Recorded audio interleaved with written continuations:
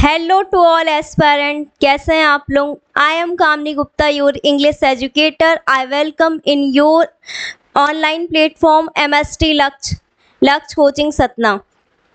Friends and students, जैसा कि मैंने आपको लास्ट टाइम बताया था कि हम कौन सी सीरीज कर रहे हैं, पैराजंबल की सीरीज कर रहे हैं।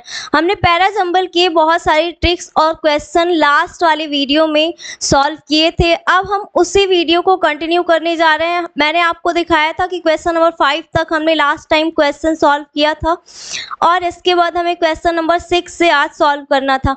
आज हम पैराजंबल को सॉल्व करने की कुछ नई टेक्निक सीखेंगे।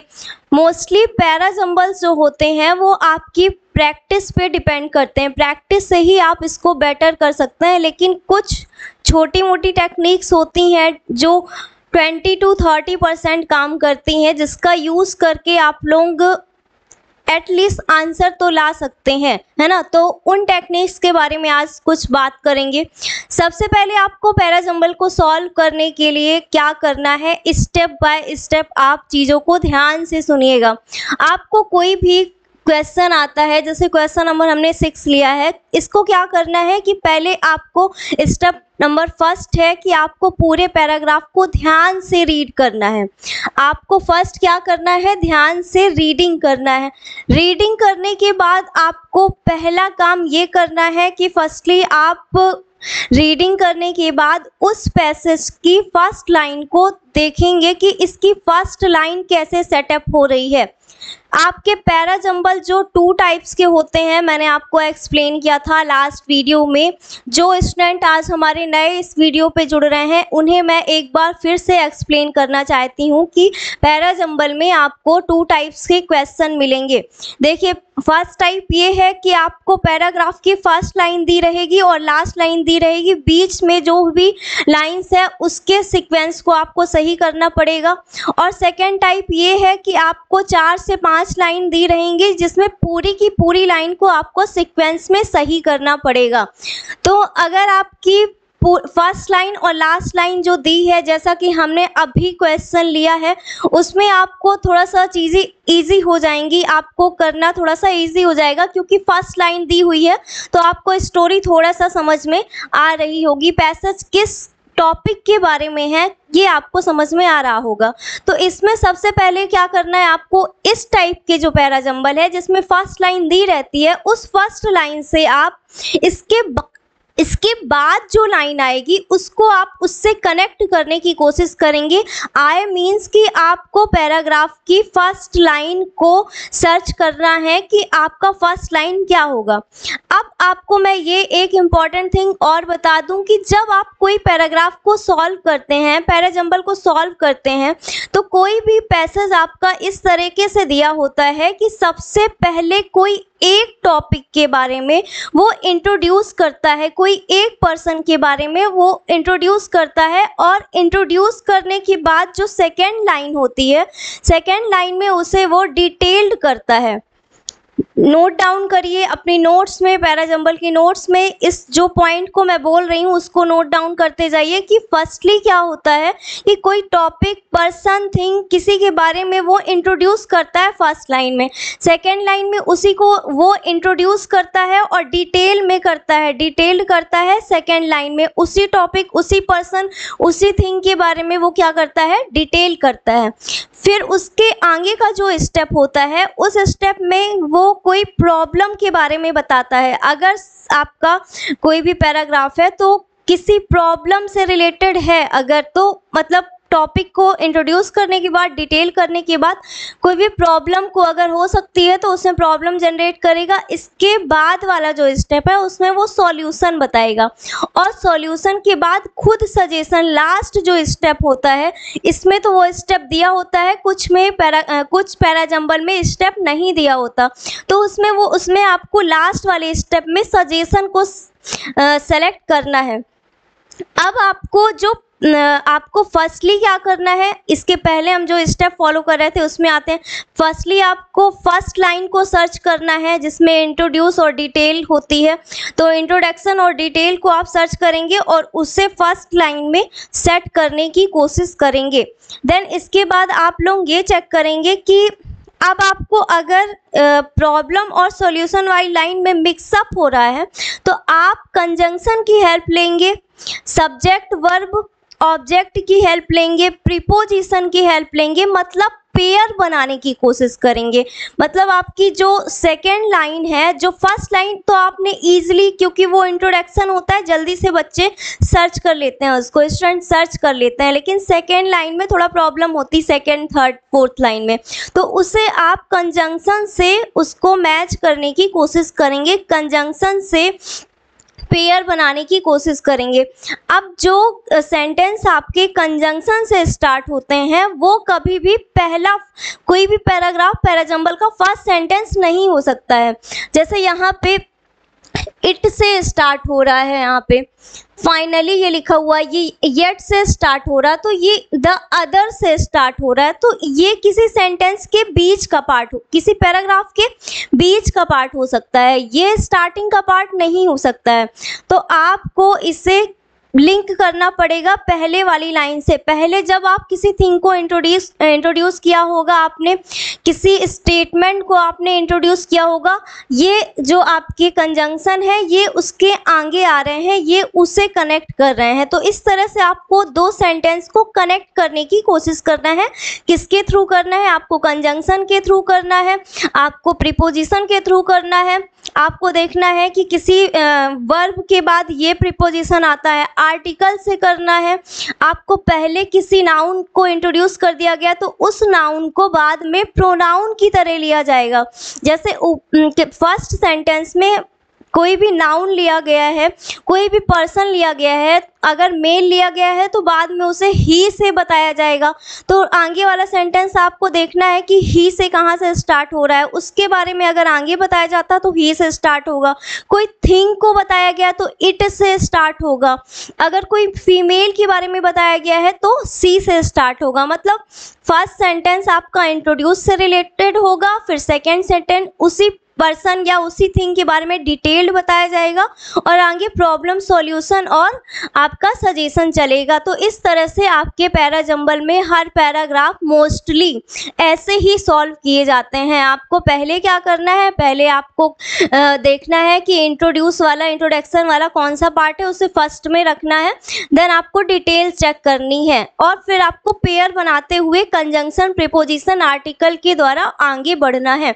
तो हम ये सारी चीजें जो अभी मैंने आपको बताया ये सब अब अप्लाई करते हैं क्वेश्चन नंबर 6 में। देखते हैं, हमने क्वेश्चन नंबर 5 तक लास्ट वीडियो में सॉल्व कर लिया था। स्टोरी बेस्ड पैराजंबल है ये सारे। तो जो स्टूडेंट लास्ट वीडियो नहीं देखे हैं वो लास्ट वीडियो देखेंगे और उन्हें सॉल्व करेंगे।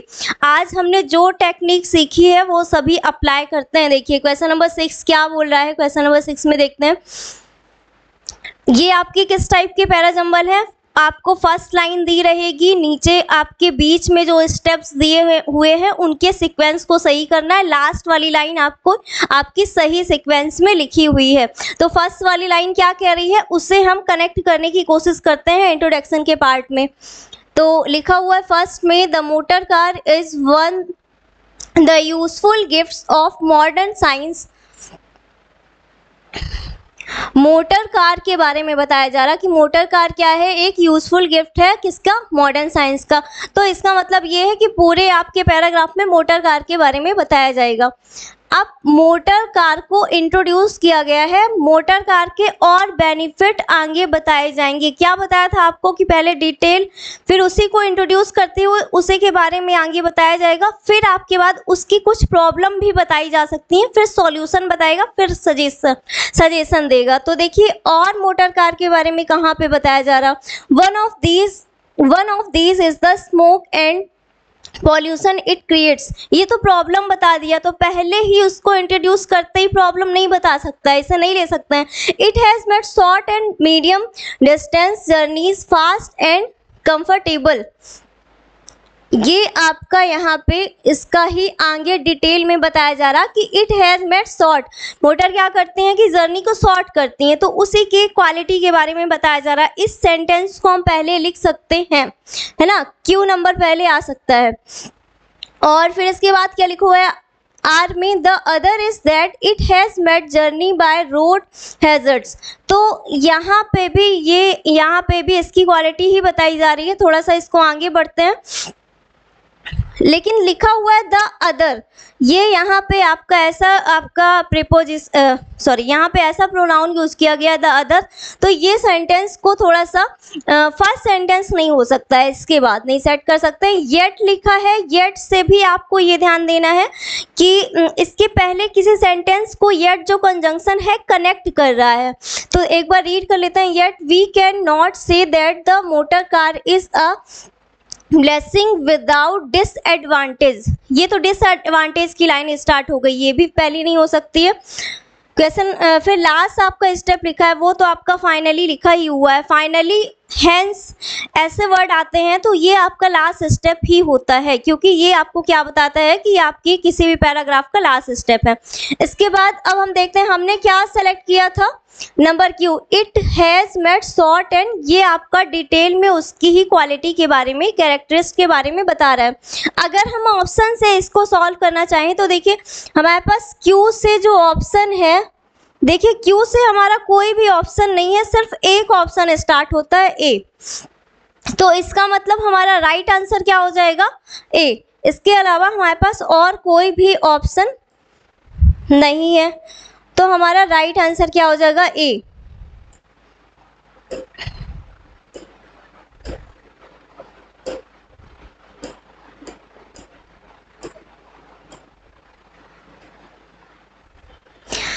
क्वेश्चन नंबर ए आपका राइट आंसर हो जाएगा. अगर इससे आप मीनिंग को मैच करना चाहें तो कर सकते हैं. एग्जाम में ऐसी मिस्टेक मत करिएगा. आपको क्यों अगर लग रहा है कि ये इंट्रोड्यूसिंग पार्ट है आपका, तो आप इससे क्वेश्चन को स्टार्ट कर सकते हैं.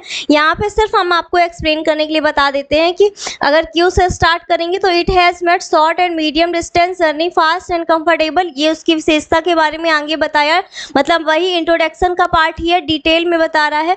एस में क्या हुआ आपका, ये we can not say that the motor car, लेकिन हम ये नहीं कह सकते हैं कि इसमें विशेषताएं ही हैं, इसमें सिर्फ क्वालिटी, डिसएडवांटेज भी होते हैं.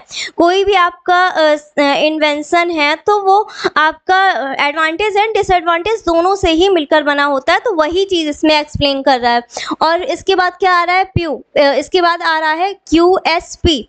पी इसमें कनेक्ट करिए तो one of these is the, अब जो डिसएडवांटेज है उसके फर्स्ट डिसएडवांटेज को वो बता रहा है कि इससे क्या होता है, स्मोक एंड पॉल्यूशन क्रिएट होता है. और हैजर्ड, ये एक नेगेटिव वर्ड यहाँ पे लिखा हुआ है, तो ये लास्ट में आया है कि the other is.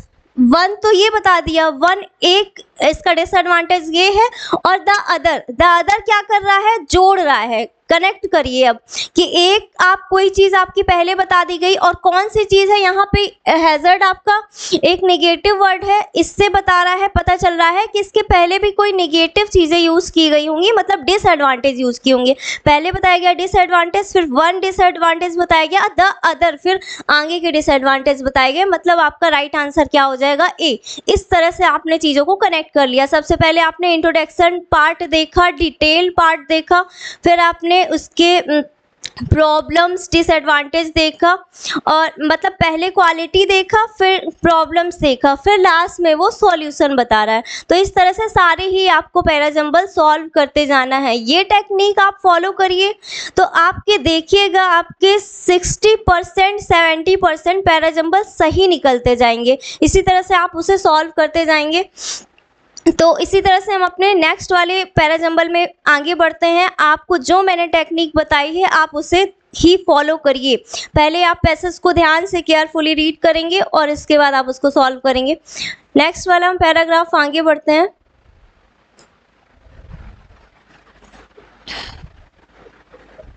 Question number 7 में आते हैं. इसमें देखते हैं किस टॉपिक के बारे में बताया गया है. फर्स्ट लाइन हमारी कह रही है, अम्यूल began to daydream that he was a good runner as his mother was a racehorse. आप लोगों को स्टूडेंट क्या करना है कि मैं तो यहाँ पे कंटिन्यू कर रही हूँ, लेकिन आप लोग वीडियो को पॉज करिए और मेरे सॉल्व करने के पहले आप इस सारे पैराजंबल को सॉल्व कर लिया करिए और इसके बाद ही आंसर मैच किया करिए। और सारे स्टेप जो मैंने स्टार्टिंग में वीडियो में बताए हैं, आपको वीडियो को पूरा देखना है, तभी समझ में आएगा। वही सारे स्टेप्स को आप आगे पैराजंबल में फॉलो करते जाएंगे।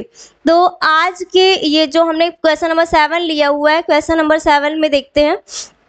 ये एक म्यूल के बारे में बताया गया। म्यूल मतलब जो हैवी मटेरियल, हैवी सामान को ढोने के लिए, कैरी करने के लिए यूज़ किए जाते हैं एनिमल्स, जैसे हॉर्स हो गया, डंकी हो गया, तो उनकी बात हो रही है। तो एक डंकी या हॉर्स है यहाँ पे, वो क्या कर रहा है, अपना जो उसने डे स्टार्ट किया, ड्रीम से स्टार्ट किया। वो सपना देख रहा है, क्या देख रहा है कि that he was a good runner, बहुत वो एक अच्छा गुड रनर है।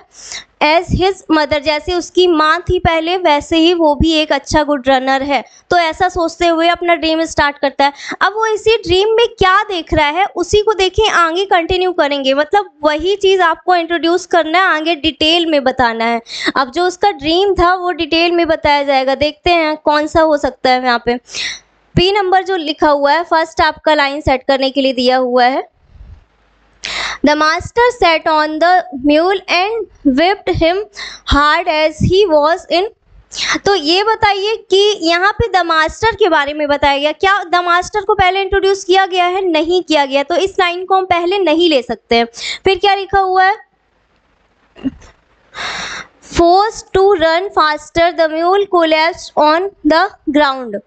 अब यहाँ पे भी आपका मास्टर आ गया। मास्टर को अभी तक इंट्रोड्यूस नहीं किया गया है, यहाँ पे भी नहीं ले सकते हैं। He started running across the field. अब जो ही है यहाँ पे लिखा हुआ है, अम्यूल के लिए लिखा हुआ है, यहाँ पे उसी को आगे बताया गया है कि ड्रीम में वो क्या कर रहा है। उसने रनिंग स्टार्ट कर दी है। तो इस सेंटेंस को हम पहले ले सकते हैं, क्योंकि ये फर्स्ट लाइन को सेट करते हुए लिखा हुआ है कि जो वो ड्रीम देख रहा है, उसने क्या देखा है कि वो एक अच्छा रनर है। और रनर कब होगा? जब अब वो रन करने की अब कोशिश करके देखेगा कि कैसा रन कर रहा है ना। तो इसे हम पहले ले सकते हैं। अभी मैं नहीं ले रही हूँ, ले सकते हैं, टिक कर लेते हैं कि यह हमारा आर नंबर फर्स्ट पॉइंट हो सकता है। ये सेंटेंस जो एस है वो व्हेन से स्टार्ट हो रहा है, जो व्हेन कंजंक्शन से स्टार्ट हो रहे हैं, ऐसे सेंटेंस फर्स्ट सेंटेंस इंट्रोडक्शन में नहीं आ सकते हैं, क्योंकि ये पहले किसी सेंटेंस को कनेक्ट करते हुए यूज करते हैं। तो ये आपके थर्ड फोर्थ सेंटेंस हो सकते हैं। आपकी ये डिटेल्ड करने के लिए, आपको लास्ट में कैरेक्टर बताने के लिए उसके आपका तब यूज कर सकते हैं, प्रॉब्लम सॉल्यूशन में यूज कर सकते हैं। तो अब जो फर्स्ट में अम्यूल लिखा हुआ है, उसी के बारे में इंट्रोड्यूस करते हुए हमें एक ही सेंटेंस मिल रहा है। वो क्या है? He started running across the field. अगर हम आर से सेंटेंस को स्टार्ट करते हैं तो हम अपने ऑप्शन चेक करते हैं कि चारों ऑप्शन में आर से कौन से सेंटेंस स्टार्ट है। हमारे पास 3 ऑप्शन मिल रहे हैं।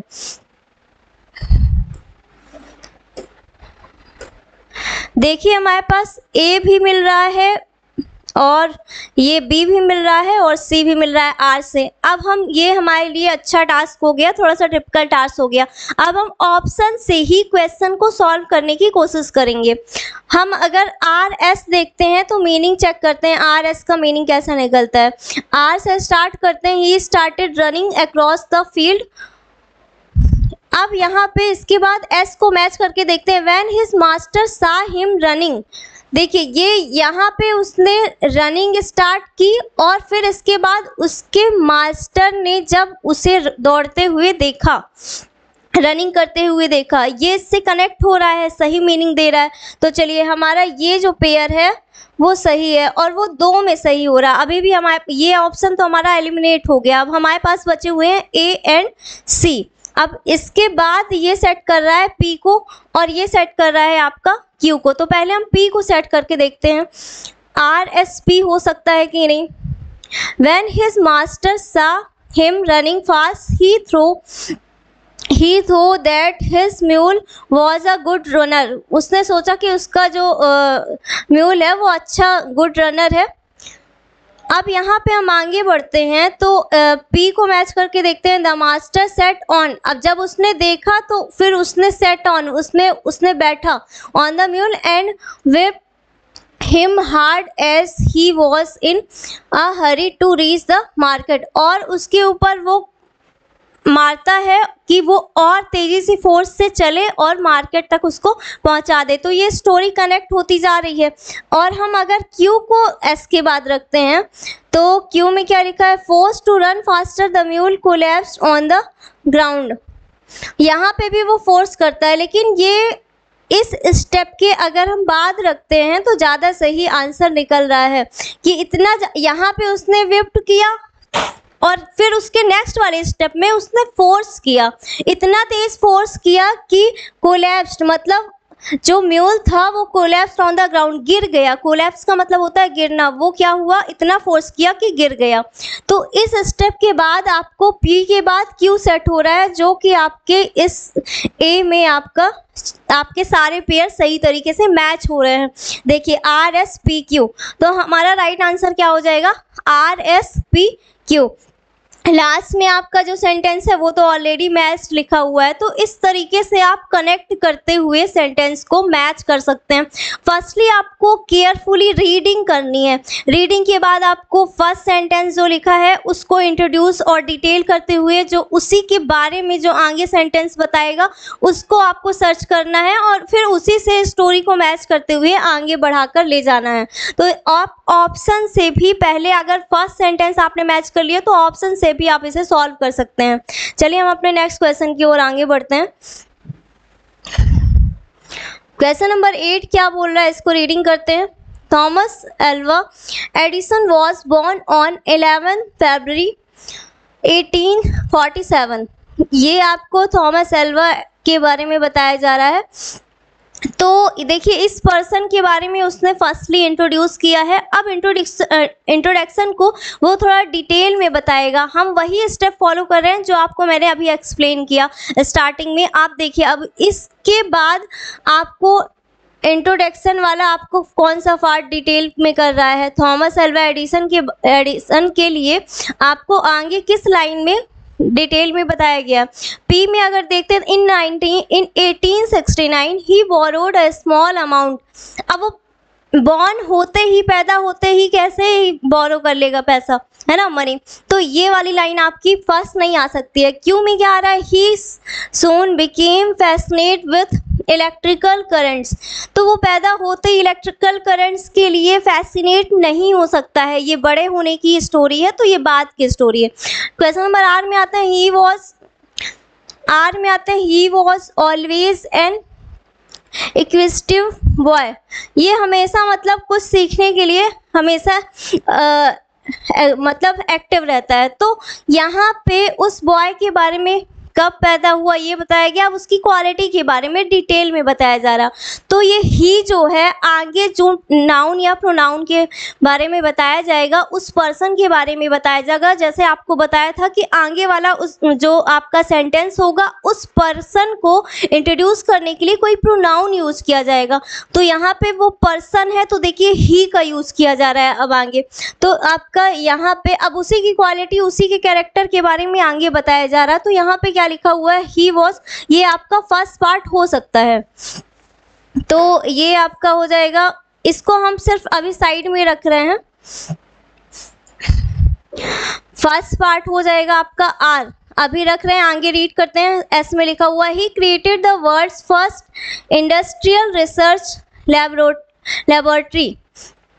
तो यहाँ पे आपका फर्स्ट वो इंडस्ट्रियल रिसर्च, अब उसी की क्वालिटी, उसी के बारे में आगे नहीं बताया जा सकता है। पहले ही वो स्टार्टिंग में ही जब वो बच्चा था तब वो इंडस्ट्रियल लेबोरेटरी नहीं बन सकता है। तो हमारा फर्स्ट इंट्रोडक्शन को डिटेल में कौन सा पार्ट कर रहा है, he was always an inquisitive boy. आपका इसी बॉय के बारे में आगे आपको ये पार्ट आपका बता रहा है, तो आर से हम सेंटेंस की स्टार्टिंग कर सकते हैं।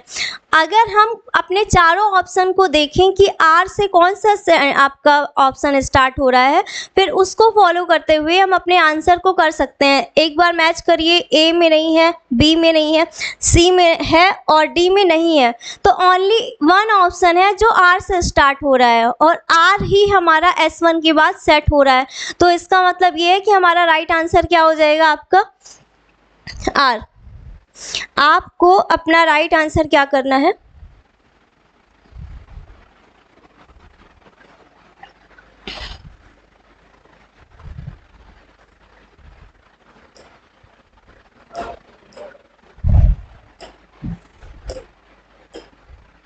आपका ये सी आपका क्या हो जाएगा, राइट आंसर हो जाएगा। एक बार मैच कर लेते हैं, आर से स्टार्ट करते हैं। ही was always an active boy, क्यों अगर सेट करते हैं, ही सून बिकेम फैसिनेट, और फिर इसके बाद उसको डिटेल में बताने के बाद उसके बारे में बताया जाता है कि किस चीज़ में फैसिनेट था, किस में था, इलेक्ट्रिकल करंट्स में। जब इसमें फैसिनेट था तो फिर वो बोरो क्या किया, मनी बोरो किया इन 1869। अब आगे की बात हो रही है। He borrowed a small amount of money and became a freelance inventor, और वो क्या बन गया, एक फ्रीलांस इन्वेंटर। और लास्ट में आपका क्या लिखा हुआ है, एस को सेट कर लीजिए, लास्ट में सेट हो रहा। He created the world's first industrial research laboratory. तो लास्ट में वो सब बोरो करने के बाद जब उसने क्रिएट किया, क्या किया, क्रिएट किया उसने वर्ल्ड की पहली इंडस्ट्रियल लेबोरेटरी। तो इस तरीके से सारे सेंटेंस एक दूसरे से कनेक्ट हो गए। यहाँ पे आपको क्वेश्चन सॉल्व करना बहुत ही इजी हो गया, क्योंकि तीनों ही ऑप्शन आपके आर से स्टार्ट ही नहीं हो रहे थे, सिर्फ एक ही ऑप्शन हो रहा था और यही राइट आंसर हो जाएगा। आपने इसको बहुत जल्दी सॉल्व कर लिया। हम अपना नेक्स्ट क्वेश्चन देखते हैं। नेक्स्ट क्वेश्चन क्या है, क्वेश्चन नंबर 9 चेक।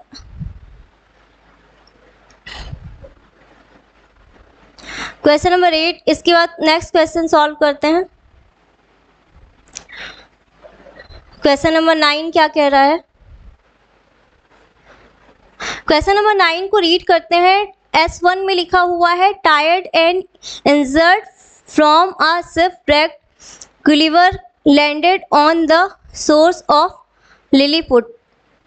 इसमें क्या लिखा हुआ है कि थका हुआ और इंजर्ड शिपwrecked, शिप की जो घटनाएं होती हैं, शिप जो पलट जाती है, शिप जो गिर जाती है, उसमें कोई इंजर्ड हो गया है और उसका नाम क्या है, गुलिवर नाम है, और वो उसने लैंड किया है कहाँ पे, ये सोर्स मतलब जो तट होता है समुद्र के किनारे, मतलब किसी शिप से वो आ रहा था तो शिप क्या हो गई है, पलट गई है, गिर गई है, कोई भी घटना हो गई कोई भी, तो उससे वो इंजर्ड होकर कहाँ पे अब लैंड कर लिया है, कहाँ पे आ गया है, किसी भी समुद्र के तट पर वो आ गया है।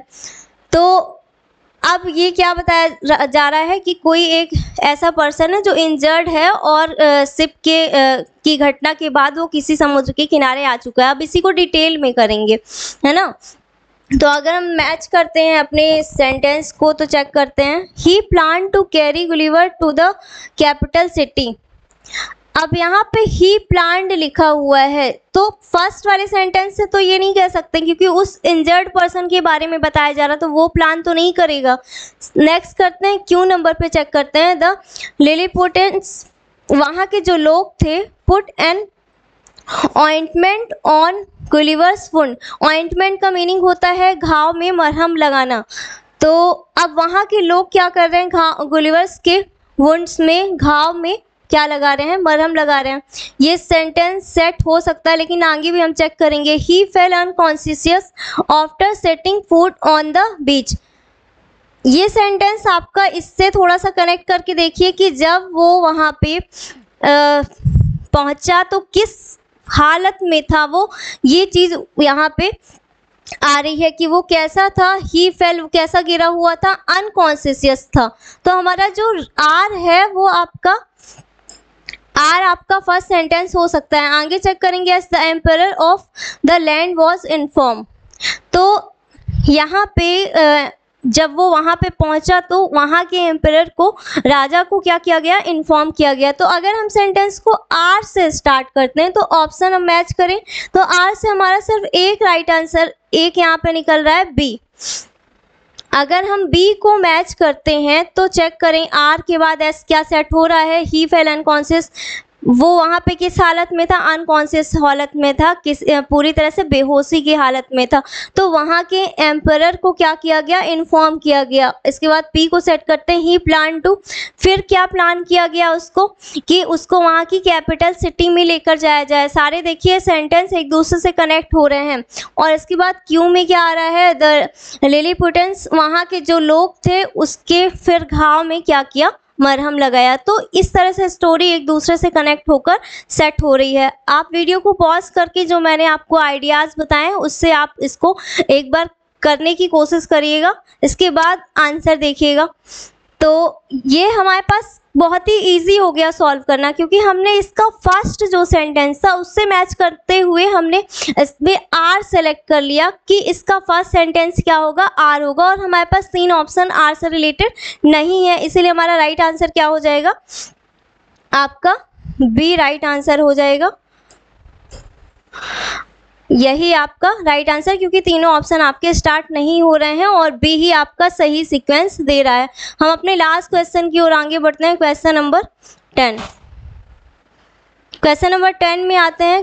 क्वेश्चन क्या लिखा हुआ है, Philips is a 55-year-old blind man.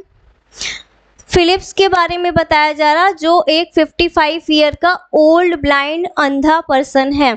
अब इसी को आगे इंट्रोड्यूस करेगा या डिटेल में बताएगा कि उस पर्सन के बारे में और डिटेल में बताएगा। तो देखिए कौन सी लाइन में डिटेल में बताया जा रहा है, he enjoys the sweet smell itself. ये लाइन तो आपको समझ में आ रहा होगा, आधी अधूरी लाइन है, इसके पहले कुछ दिया गया होगा।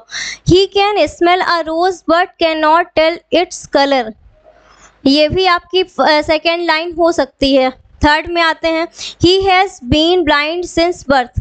अब यहाँ पे उसको बताया गया, इंट्रोड्यूस किया गया ये एक पर्सन है, और उसके बाद अगर हम ये सेट करें he has been blind since birth, कि अब उसको ही डिटेल में बताया जा रहा कि वो पर्सन की क्वालिटी क्या है, कि वो बचपन से ही क्या था, बर्थ से ही क्या था, वो ब्लाइंड था, अंधा था। तो हम सेंटेंस को आर से स्टार्ट कर सकते हैं। और हमारा नेक्स्ट क्या लिखा हुआ है, एस में, it does not matter to him. It से लिखा हुआ है तो ये हमारा फर्स्ट सेंटेंस नहीं होता, ये आपको किसी पहले नाउन या प्रोनाउन को इंट्रोड्यूस कर रहा है, तो इट से नहीं कर सकते हैं। तो अगर हम आर से सेंटेंस को स्टार्ट करते हैं तो ए, बी, सी एंड डी, आपके 4 ऑप्शन में से आपको आर से कौन से ऑप्शन स्टार्ट हो रहे हैं, आपके क्वेश्चन नंबर बी जो जो ऑप्शन नंबर आपका बी है वो आपका आर से स्टार्ट हो रहा है। तो ही हैज़ बीन, अगर इसको हम सेट करके देखते हैं, he has been blind since birth. Q को इसके बाद सेट करते हैं, he can smell a rose but can not tell its colour. वो स्मेल कर सकता है लेकिन इसके कलर को नहीं बता सकता है। और इसके बाद अगर सेट करें S, it does not matter to him, लेकिन ये अगर वो भले ही क्या है, यहाँ पे ये बता रहा है कि वो भले ही ब्लाइंड है लेकिन उसको ये मैटर नहीं करता। और पी को सेट करें, he enjoys the sweet smell itself, लेकिन वो क्या करता है, इंजॉय करता है। तो ये आपका हुआ बी नंबर पूरा अगर हम सेट करके चेक कर रहे हैं तो वो आपको सही सीक्वेंस, सही मीनिंग दे रहा है। तो आपका एक ही ऑप्शन है जो आपका आर से स्टार्ट हो रहा है, बाकी के ऑप्शन आपके है ही नहीं। तो आप ऑप्शन से भी इस क्वेश्चन को सॉल्व कर सकते हैं। सिर्फ आपको अगर आर मिल जाता है तो आप बाकी के ऑप्शन को एलिमिनेट कर दीजिए। आपका राइट आंसर क्या हो जाएगा, बी।